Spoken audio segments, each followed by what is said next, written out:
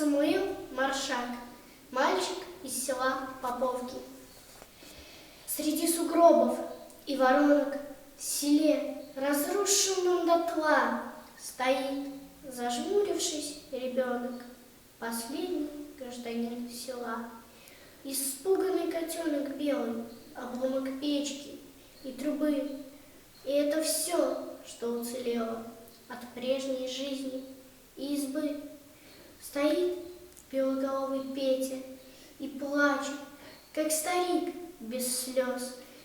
3 года прожил он на свете, а что узнал и перенес.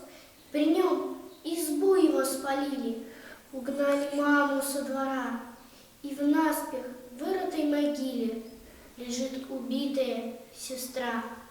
Не выпускай, боец винтовки, пока не отомстишь врагу за кровь, пролитую в Поповке, и за ребенка на снегу.